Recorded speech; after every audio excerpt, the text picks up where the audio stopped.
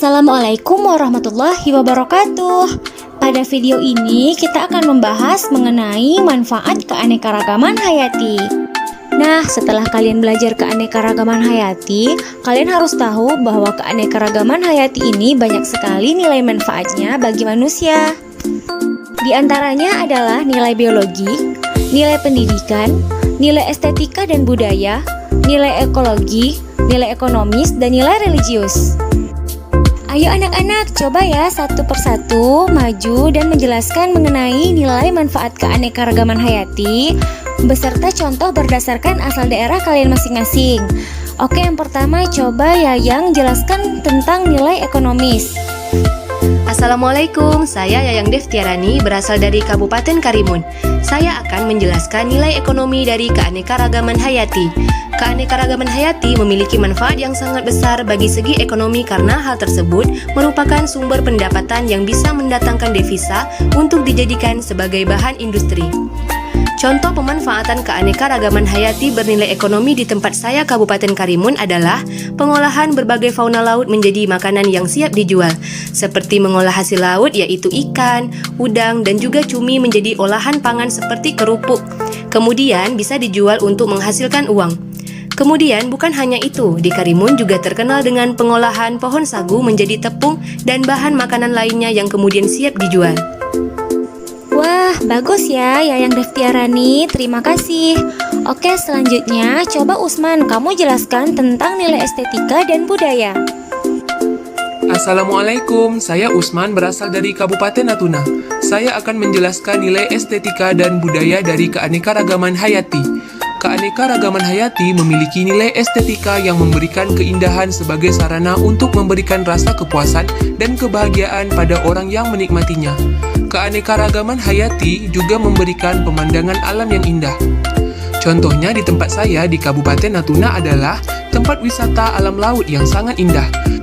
Wisatawan mancanegara sangat senang berkunjung ke Natuna untuk menikmati wisata alam di Natuna seperti pantai yang sangat jernih, kemudian hutan mangrove dan banyak wisata lainnya. Tidak salah dong jika Natuna terkenal sebagai tempat kekayaan alam yang luar biasa. Wah, terima kasih Usman, hebat sekali. Nah, selanjutnya coba Tasya Rusadi jelaskan tentang nilai pendidikan pada keanekaragaman hayati. Assalamualaikum, saya Tasya Rusadi berasal dari Kabupaten Bintan. Saya akan menjelaskan nilai pendidikan keanekaragaman hayati.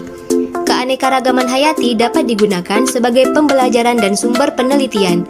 Keanekaragaman hayati masih dilakukan penelitian dalam pencarian potensi suatu organisme, pemuliaan flora dan fauna, mencari sumber alternatif energi dan pangan, maupun pelestarian alam. Contohnya di Kabupaten Bintan yaitu kaya akan keanekaragaman hayati flora dan fauna. Salah satunya di Pantai Trikora.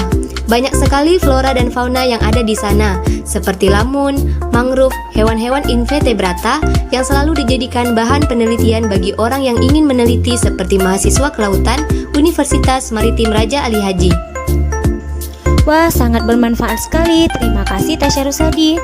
Selanjutnya, coba Surani, kamu menjelaskan tentang nilai biologis pada keanekaragaman hayati. Saya Surani, berasal dari Kabupaten Lingga. Saya akan menjelaskan nilai biologis keanekaragaman hayati. Nah, kebutuhan pangan, sandang, obat-obatan, bahan bangunan, dan oksigen hampir 100% berkat jasa keanekaragaman hayati. Seluruh penduduk dunia, kebutuhan makanannya bergantung kepada tumbuhan dan hewan yang langsung diambil dari alam. Para ilmuwan dunia percaya bahwa sekitar 80.000 spesies tumbuhan dapat dimakan.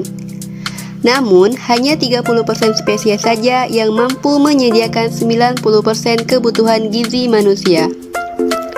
Contoh pemanfaatannya di tempat saya di Kabupaten Lingga adalah pemanfaatan ikan sebagai bahan pangan masyarakat. Kabupaten Lingga sangat kaya akan keanekaragaman ikan, di mana masyarakat Lingga pun dominan bekerja sebagai nelayan. Jadi, jika mau makan banyak ikan, ayo ke Kabupaten Lingga. Wah, terima kasih kepada anak-anak ibu semuanya.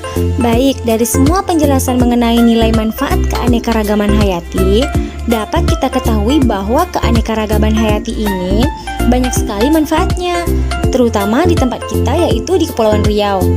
Nah, selain yang sudah dijelaskan oleh anak-anak ibu semua tadi, masih banyak ya manfaat keanekaragaman hayati yang lainnya, seperti yaitu pada siput gonggong.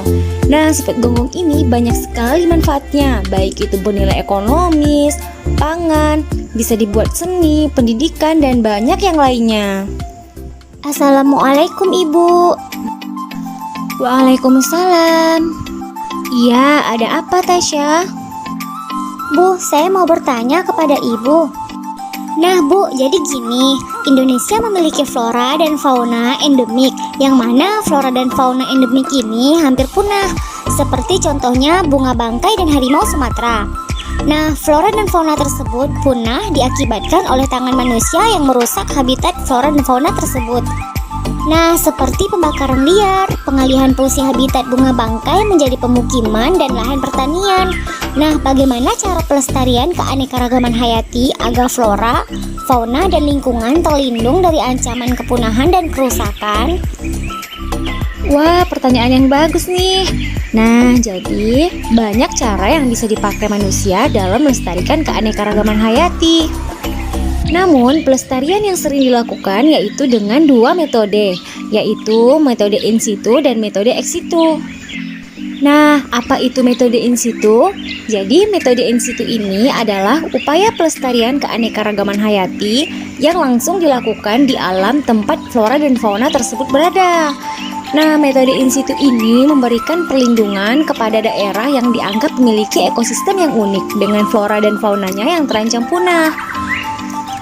Nah, ada beberapa bentuk pelestarian hayati memakai metode in situ ini, yaitu yang pertama ada swaka marga satwa, yaitu upaya perlindungan pada ekosistem yang dinilai memiliki keunikan.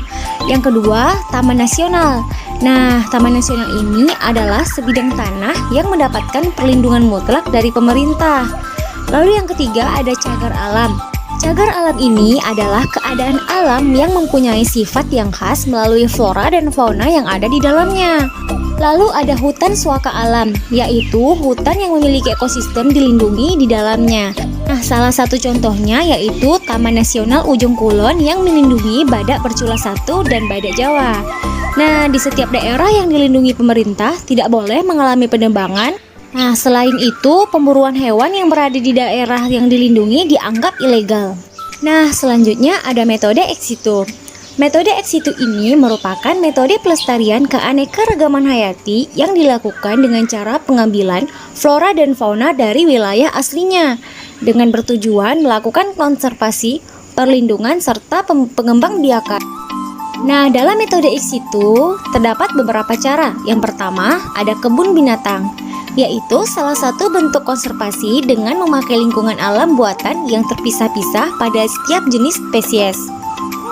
Kemudian ada taman safari, yaitu upaya pelestarian flora dan fauna melalui pembuatan lingkungan buatan. Lalu ada taman hutan raya, adalah taman hutan yang sebagian masih habitat asli dan sebagian telah diperbarui dengan lingkungan buatan.